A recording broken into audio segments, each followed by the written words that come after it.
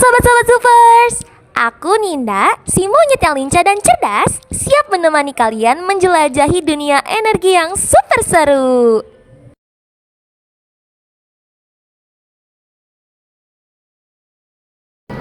Aku Haura Sisinga.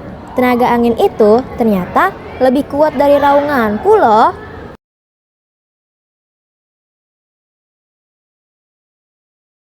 Dan aku Julpan, si beruang kutub yang adem. Tapi semangatku menggelegar buat bahas energi bersih.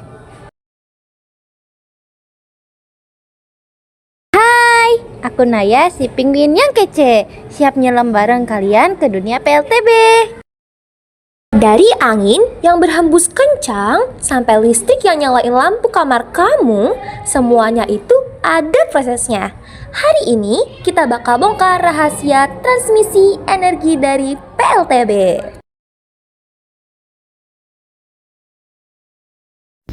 Pernah nggak sih kamu mikir gimana jadinya dunia tanpa energi listrik? Bayangin, Pagi tanpa alarm, malam tanpa lampu, rumah tanpa kulkas, sekolah tanpa proyektor, rumah sakit tanpa alat medis. Bahkan gak ada koneksi internet. listrik bukan cuma soal nyalain lampu, tapi dia sudah menjadi denyut nadi zaman kita. Kita nggak cuma pakai listrik, tapi kita tergantung banget padanya. Nah, tapi di balik semua kenyamanan ini, ada satu masalah besar. Energi listrik masih sangat menggunakan kebanyakan bahan bakar fosil yang bisa habis, mahal, dan mencemari lingkungan. Nah, disinilah energi terbarukan seperti angin mulai unjuk gigi. Yuk kita lihat gimana caranya energi angin bisa diubah menjadi energi listrik melalui PLTB. Check it out! Nah, kalian tahu nggak sih gimana caranya angin menjadi energi listrik? Yuk kita bahas! Nah, jadi pertama, angin kencang memutarkan baling-baling besar. Putaran itu masuk ke gearbox untuk dipercepat. Lalu masuk ke generator yang akhirnya hasilin listrik. Nah, listrik ini bisa langsung dipakai loh, atau disimpan dulu buat nanti. Jadi, semua proses hebat ini cuma bermodalkan angin yang nantinya akan diubah menjadi energi listrik dan digunakan oleh kita semua. Tetapi, sebelum dapat digunakan, energi listrik harus dialiri melalui proses transmisi PLTB.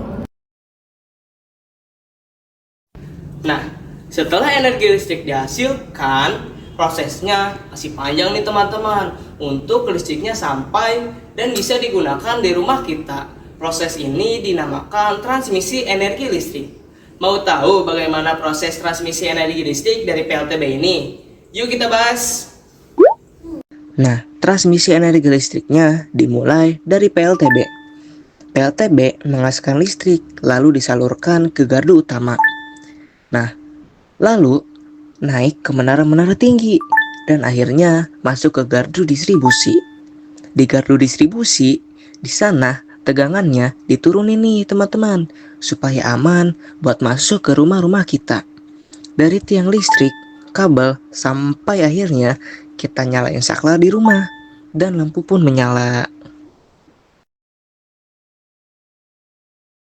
Nah, Indonesia juga gak mau ketinggalan loh.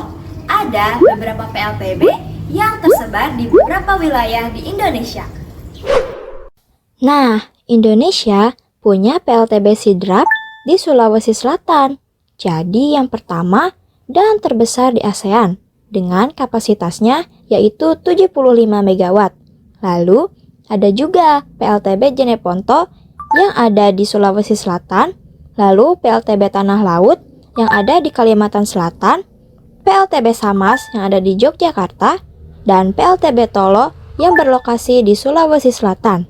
Semua itu adalah bukti nyata bahwa Indonesia serius memanfaatkan energi angin. Nah, tenaga angin bukan hanya menjadi alternatif, melainkan menjadi solusi yang efisien dan ramah bagi lingkungan. PLTB juga memiliki beberapa kelebihan yang membuat kita semakin yakin untuk beralih ke energi yang terbarukan, yaitu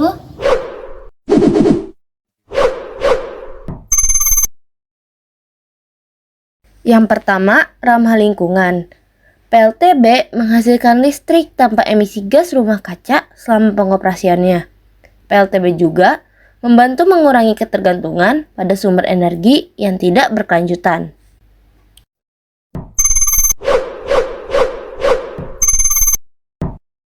Yang kedua, merupakan energi terbarukan. Angin merupakan sumber energi yang berkelanjutan dan tidak akan pernah habis.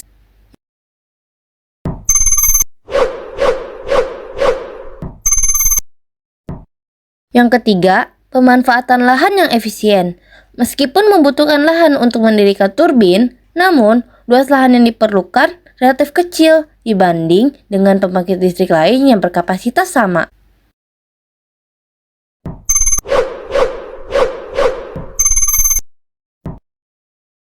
Yang keempat, biaya operasional yang rendah. Setelah pembangunan awal, biaya operasional PLTB relatif rendah dibanding dengan pembangkit listrik konvensional. Perawatan rutin diperlukan, tetapi biaya bahan bakar tidak ada.